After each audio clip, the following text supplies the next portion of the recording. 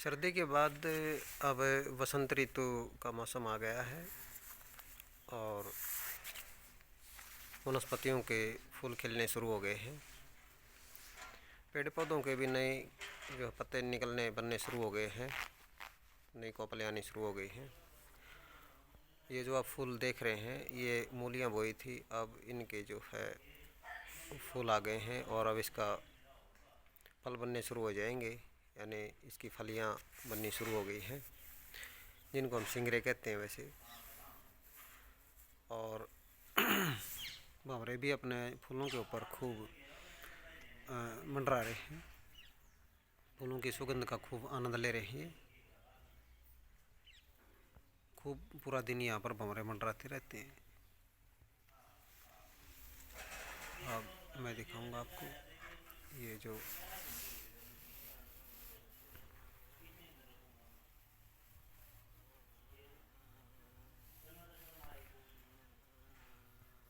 ये भंवरे हैं, ये अपना ये फूलों के ऊपर बैठकर ये इसका जो है वो मदमस्त हो करके और इनका जो है वो रस चूस रहे हैं। इनकी सुगंध में मदमस्त हैं फूलों की भी। देखो आप,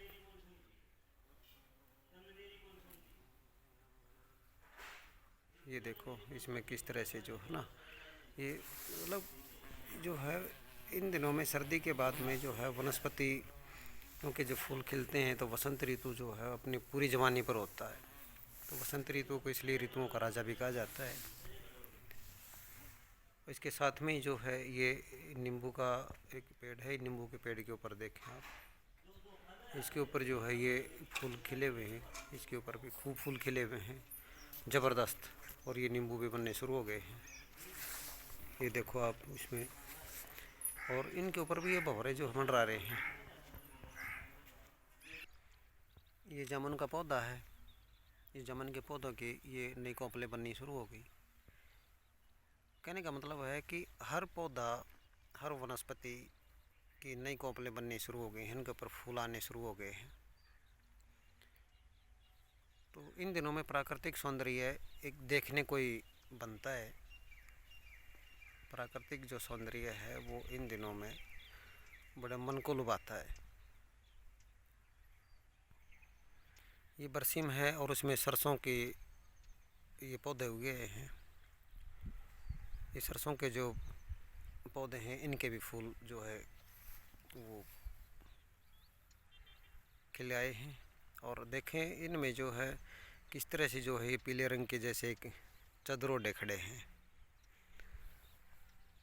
तो प्रकृति जो है वो अपना श्रृंगार वसंत ऋतु में बड़े मनोयोग से करती है। सर्दी के बाद का ये जो मौसम है ये बड़ा खुशनुमा होता है।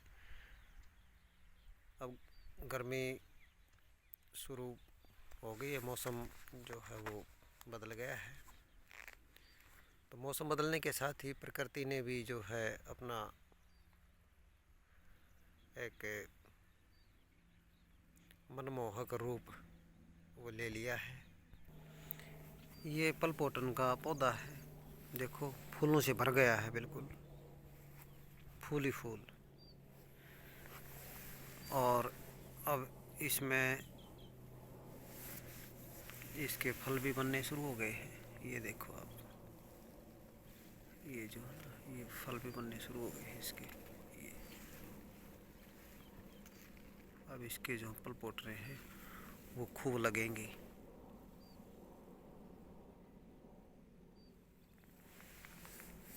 इस पर जो है ये पौधा जो है वो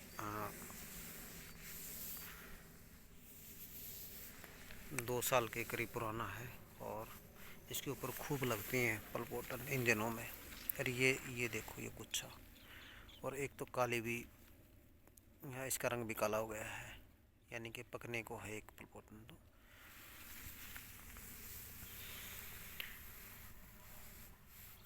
तो कहने का मतलब ये है कि जो प्रकृति है वैसे तो उसको किसी के संरक्षण की ज़रूरत नहीं होती है, प्रकृति खुद को संरक्षित कर लेती है, बशर्ते इसको नुकसान न पहुंचाया जाए। आजकल तो लोग जो है वो फसलों में कीटनाशक दवाएं, खरपतवारनाशक दवाएं ज़्यादा डालने लगे हैं। इस वजह से और रासायनिक खाद तो प्रकृति को कहीं ना कहीं नुकसान पहुंच रहा है। तो वैसे प्रकृति है वो हम सब की पालक है, तो उसको किसके संरक्षण की ज़रूरत है? तो ज़रूरत केवल ये है कि संरक्षण का मतलब इसका नुकसान न पहुंचाएं। धन्यवाद।